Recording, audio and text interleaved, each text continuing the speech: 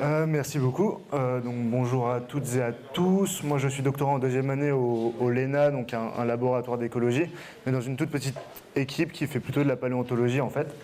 Et donc, l'objectif de ma thèse, c'est d'essayer de proposer des modèles pour détecter comment les interactions entre les espèces ont affecté l'évolution des espèces sur le long terme. Alors tout d'abord, de quoi on parle quand on parle d'interaction? Donc ces interactions, elles peuvent prendre différentes formes. Elles peuvent être plutôt bénéfiques pour les deux participants, ou alors plutôt positives pour l'un et négatives pour l'autre. Ou encore, on peut considérer par exemple des interactions de compétition dans lesquelles on considère que les deux parties, que c'est plutôt désavantageux pour les deux parties. Donc ces interactions, on peut les considérer certes à l'échelle des individus comme on le voit ici, mais moi ce qui m'intéresse plutôt, c'est qu'on les considère à l'échelle des espèces. Et vu que les espèces interagissent tout le temps au sein de leurs écosystèmes, eh bien, on suppose que ces interactions en fait, ont eu un effet sur l'évolution sur le long terme. Au cours de ma présentation, je vais surtout me concentrer en fait, sur les interactions de compétition qui ont été le cœur de la première partie de ma thèse. Alors moi, je m'intéresse à une question qui est plus générale, c'est quels sont les facteurs expliquant la diversité morphologique des espèces qu'on observe actuellement, et notamment d'un point de vue des facteurs qui ont affecté leur évolution.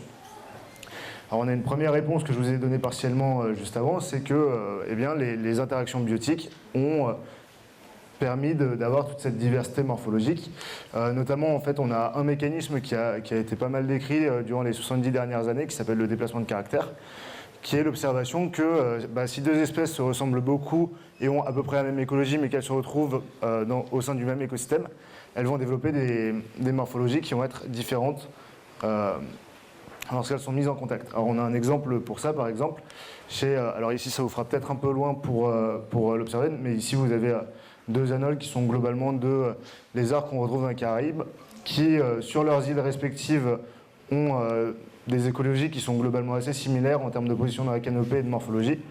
Mais par contre, dès qu'elles se retrouvent en sympatrie, donc au même endroit sur une même île, on voit que en fait, chacun occupe une certaine partie des troncs sur lesquels ils sont, et en plus, ils développent en fait des morphologies assez particulières, adaptées à ce nouvel environnement. Donc ça, c'est une première possibilité. Une seconde aussi, c'est les variations des effets climatiques sur le long terme. Alors ici, je vous ai donné un exemple avec les fameux pinsons de Darwin, dans les Galapagos, où en fait, on a observé qu'il y avait eu une grande sécheresse à peu près en 1977, et que suite à cette sécheresse, en fait, il y a eu une sélection des individus qui avaient une plus grande taille de bec. Et donc, là aussi, on a donc des effets directs des variations climatiques sur la variation morphologique des espèces au cours du temps. Mais on peut aussi considérer d'autres mécanismes. Par exemple, le fait que l'évolution, parfois, elle se produit de manière parfaitement aléatoire, sans aucune sélection. Ou alors, on peut aussi envisager une combinaison d'effets à la fois des interactions biotiques et des effets climatiques. En fait, on a un gros problème quand on s'intéresse à ces problèmes-là, c'est que l'échelle à laquelle les espèces se diversifient est beaucoup plus grande que l'échelle de nos observations à nous. Là, par exemple, je vous ai pris un cas un peu typique d'un groupe d'oiseaux qu'on retrouve à Hawaï, où ils ont une diversité morphologique très grande. En fait, on se rend compte que ce groupe, ici c'est 5 millions d'années, en fait, il s'est diversifié au cours des 5 millions d'années. On n'a pas d'observation de ces oiseaux sur les 5 derniers millions d'années, comme je vous ai montré. Les observations précédentes au sein d'un écosystème, en général, seront plutôt sur l'ordre de 10, 20, 30 ans, mais pas plus. Alors, on a quelques exemples pour lesquels on va avoir de l'évolution sur le très long terme grâce aux fossiles. Donc ici, je vous ai mis l'évolution de la taille d'un ostracode. Alors, les ostracodes, c'est des petits invertébrés marins. Donc en fait, il y a des scientifiques qui ont suivi l'évolution de cette valve au cours des temps géologiques, et on voit que, donc c'est la courbe en noir ici, et on voit que cette courbe, elle corrèle quand même plutôt bien avec les variations de température ici en bleu au cours des 40 derniers millions d'années.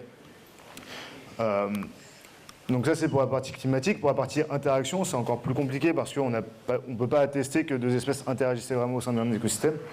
Mais on a quelques exemples. Donc ici, c'est de radiolaires, donc encore des invertébrés marins, où là, on voit que c'est à l'échelle de quelques millions d'années aussi. Dès qu'on a une nouvelle espèce ici qui entre dans l'écosystème, on voit que les deux lignées divergent au cours du temps, ce qui fait un peu penser au mécanisme de déplacement de caractère dont je vous ai parlé précédemment. Le problème, c'est que c'est à chaque fois des petits systèmes qu'on étudie, que ce soit en termes de nombre d'espèces ou d'échelle géographique, et on a assez peu d'exemples. En fait, pour avoir un registre comme ça continu de la morphologie des espèces au cours du temps, en général, on va s'intéresser par exemple à des sédiments marins. On a vraiment un dépôt continu. Mais par exemple, si vous vous intéressez à des groupes d'animaux qui sont terrestres, là, on a un registre qui est souvent beaucoup plus incomplet. Donc, on peut beaucoup moins regarder ce genre de dynamique. Et donc, c'est là qu'interviennent les méthodes comparatives phylogénétiques, qui sont un ensemble de méthodes. En fait, on va se servir à la fois de la morphologie des espèces à un instant ponctuel, donc soit la mesure de traits d'espèces actuels, soit la mesure de traits d'espèces fossiles. Et on va modéliser en fait leur évolution par des processus qu'on appelle les processus de marche aléatoire. C'est ce que vous voyez ici, où on a vraiment une variation. Donc ici en ordonnée, vous avez la valeur du trait et le temps en abscisse. Vous voyez que ça varie complètement aléatoirement au cours du temps. Et ici, vous avez l'arbre de parenté des espèces. Donc dès que deux espèces se séparent, leur valeur de trait est la même et évolue ensuite de manière indépendante. Donc ça, c'est vraiment le plus simple de marche aléatoire qu'on appelle un mouvement brownien. Mais on peut supposer qu'on a des modèles un peu plus complexes où on va supposer qu'il y a par exemple de la sélection vers une valeur optimale de trait au cours du temps. Et donc l'intérêt de ces modèles, c'est qu'en fait on peut comparer la probabilité que chacun de ces modèles explique les données. Et donc derrière, ce qu'on peut faire, c'est estimer quelle est la probabilité que tel scénario évolutif est plus supporté que tel autre. Le problème de ces modèles, en fait, c'est qu'en général, ils vont considérer que les espèces sont indépendantes. En fait, ça a certaines propriétés mathématiques qui font que c'est beaucoup plus simple et que initialement ça a été développé de cette façon. Mais comme je vous l'ai dit, les espèces interagissent dans les écosystèmes et donc il faut prendre en compte le fait que les espèces interagissent au cours du temps. Et donc moi, l'objectif de ma thèse, c'est justement de développer des nouveaux modèles d'évolution qui permettent de prendre ces interactions en compte. Là, notamment les interactions de compétition, je vais développer un petit exemple après, et de voir si, et donc de tester si on peut avoir un support pour l'idée que les interactions biotiques ont eu un effet sur le long terme sur l'évolution des espèces. Alors, je vais vous donner un petit exemple que j'ai fait que j'ai développé durant ma thèse. Donc là, je vous emmène en Amérique du Nord et on va regarder des canidés nord-américains actuels et fossiles. Donc on voit qu'on a quand même pas mal d'espèces. On a environ 90 et que c'est un groupe qui globalement a évolué sur les 40 derniers millions d'années. Et en fait, c'est un groupe qui est très intéressant parce qu'il présente une assez grande diversité de morphologie et de régime alimentaire. Et donc moi, j'avais un jeu de données pour lequel j'avais à la fois une estimation de la masse de toutes ces espèces, même des espèces fossiles, et aussi une mesure du RLGA. Alors je vais détailler un peu plus ce que c'est. Donc là, je ne sais pas si vous voyez bien avec le contraste. Mais globalement, vous prenez les 3 molaires de votre mâchoire inférieure. Là, vous êtes en vue dorsale. Vous prenez cette longueur A qui correspond globalement à la partie qui tranche de la dent. Vous prenez la partie B qui correspond à la partie qui écrase. Et globalement, vous faites le rapport entre les deux. Et donc avec l'air B qui sert plutôt à concasser les aliments et la partie A qui correspond à la partie qui coupe. Et globalement, en fait, plus une espèce va être omnivore, plus elle va avoir la partie B qui va être grande, et plus une espèce va être carnivore, plus elle va avoir la partie A qui est grande. Donc en fait, ça nous permet d'avoir une mesure un peu directe de l'écologie et de ce que ces espèces mangeaient. Et donc nous, l'hypothèse qu'on fait, c'est que le RLGA, du coup, soit plus affecté par la compétition parce que c'est un trait qui est directement lié à l'utilisation des ressources et donc potentiellement à de la compétition entre les espèces pour s'alimenter sur les mêmes ressources. Alors qu'à l'inverse, pour la masse corporelle, on s'attend à ce que ce soit plutôt affecté par le climat parce que c'est un résultat qui avait été retrouvé précédemment. Et que pour des raisons même de thermodynamique, en fait, en général, on s'attend à ce que les espèces, par exemple, qui vivent dans des climats plus froids aient des masses corporelles plus importantes, alors que les espèces dans des climats plus chauds aient des masses plus faibles. Alors ici, donc j'ai testé le support en fait de différents modèles pour l'évolution de ces traits respectifs pour ce groupe. Donc ici, globalement, plus la valeur est proche de 1, plus ça veut dire que le modèle est supporté. Et ce qui est assez intéressant, en fait, c'est qu'on voit que pour la masse corporelle, c'est plutôt un modèle de marche aléatoire qui était supporté. Donc un modèle où on ne détecte pas particulièrement de contraintes sur l'évolution du groupe. Et que le modèle de climat, pour le coup, lui, était très très peu supporté. Mais par contre, conformément à nos attentes, un modèle de compétition était effectivement supporté pour le RLGA. Donc globalement, la diversité morphologique des dents, elle semble avoir été principalement affectée par justement ces interactions de compétition qu'on ne pouvait pas détecter avant le développement de nos travaux. Alors que pour le coup, la diversité des tailles, elle semble être plutôt due à de l'évolution neutre, ou du moins on n'arrive pas à détecter un mécanisme particulier qui explique son évolution. Donc pour conclure, on a développé ces nouveaux modèles d'évolution qui nous permettent de tester des hypothèses sur les interactions biotiques et sur leur effet sur l'évolution morphologique des espèces. On a montré que chez les canidés nord-américains, en tout cas, la compétition semble avoir plutôt affecté des traits liés à l'utilisation de ressources, donc dans ce cas-là, la morphologie des dents, mais que par contre, la masse corporelle, elle, ne semble pas avoir de facteurs d'évolution particuliers, que ce soit chez le climat ou chez la compétition. Et donc la suite de ma thèse, elle portera sur une application plus générale de ces modèles à d'autres groupes. On a d'autres jeux de données qui pourraient être intéressants de tester pour essayer de voir si en fait on peut trouver des patterns sur les facteurs qui affectent le plus l'évolution des espèces sur le long terme. Donc ensuite, vu que la science ne se fait jamais seule, je tiens à remercier chaleureusement donc, mes 3 encadrants qui sont en haut et des collègues aussi pour de nombreuses discussions très intéressantes sur mes travaux. Merci beaucoup.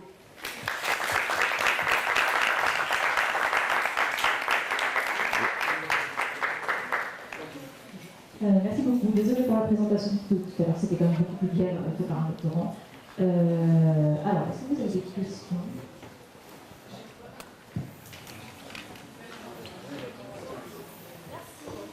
Bonjour. Bonjour. Merci beaucoup pour la présentation, c'était super intéressant. J'avais une question par rapport au modèle. J'ai pas bien compris comment vous faites pour les vérifier. Pour les vérifier en quel sens? Pour voir s'ils marchent?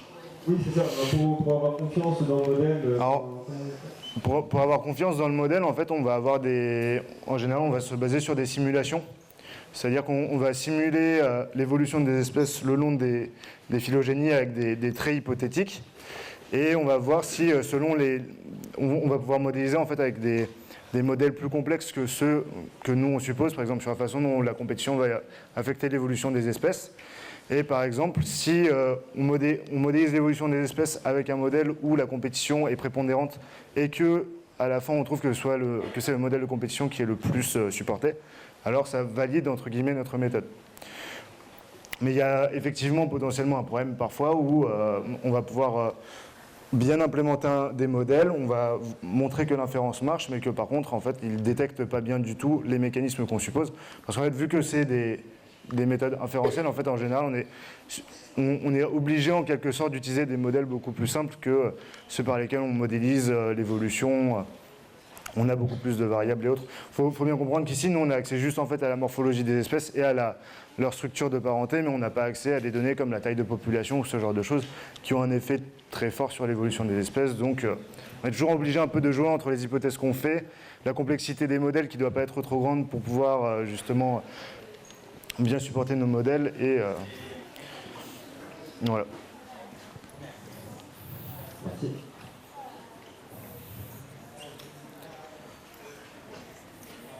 Moi, j'ai une question aussi. Les jeux de données que vous utilisez, vous avez parlé de canidés nord-américains. Comment vous les choisissez? Est-ce qu'il n'y en a peut-être pas beaucoup de disponibles alors en fait, ça dépend à quoi on s'intéresse. Mais globalement, des jeux de données pour lesquels on a l'arbre de parenté des espèces comme ça et des traits, typiquement pour la masse corporelle, on a à peu près toutes les espèces actuelles de vertébrés. Donc tous les oiseaux, tous les mammifères, tous les serpents, tout ce que vous voulez.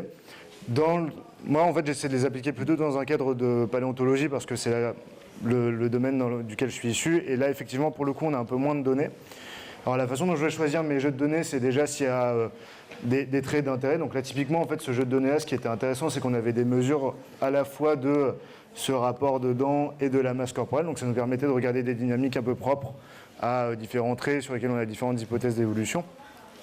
Donc ça, pour nous, c'est typiquement le genre de jeu de données idéal.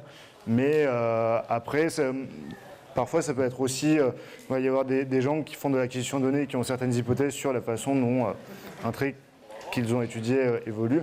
Et donc on va faire des collaborations avec eux pour essayer de, nous, avec nos modèles, essayer de voir si on arrive à détecter, à valider les hypothèses en fait, que les empiristes ont fait. Donc le choix des données, c'est à la fois un peu opportuniste par rapport à ce qui est disponible dans la littérature et aussi, ça peut être en supplément d'autres projets pour tester des hypothèses de manière un peu plus robuste que ce qui était fait avant. Vous prenez quoi comme paramètre pour le modèle sur le climat? Alors, pour le modèle sur le climat, en fait, ce qu'on va utiliser, c'est qu'on a des courbes de température moyennes au cours du temps sur, globalement, les 500 derniers millions d'années, qui sont acquises par des paléoclimatologues. Et en fait, on va, par exemple, supposer, je vous avais montré le modèle là où on a une valeur optimale fixe.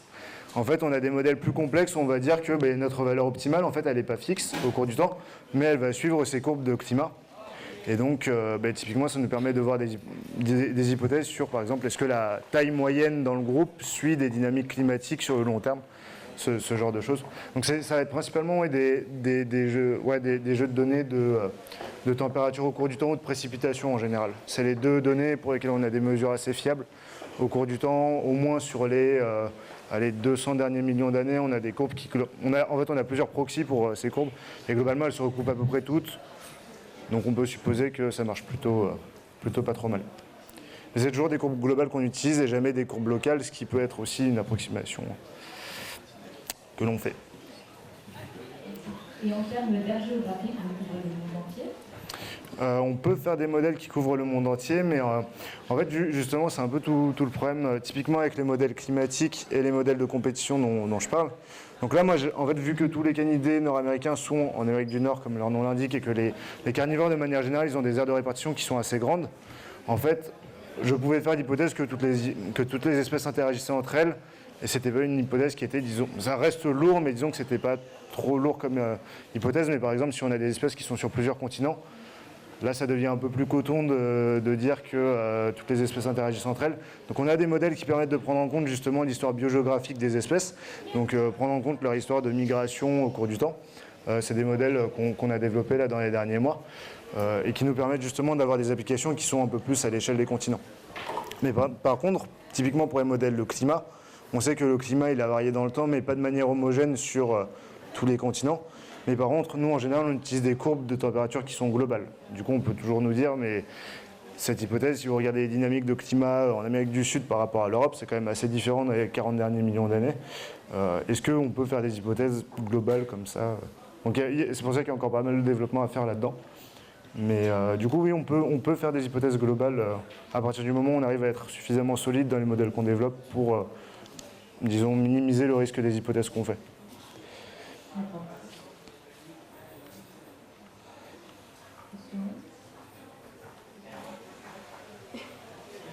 Encore une fois, si vous avez des questions à propos, n'hésitez pas à nous répondre.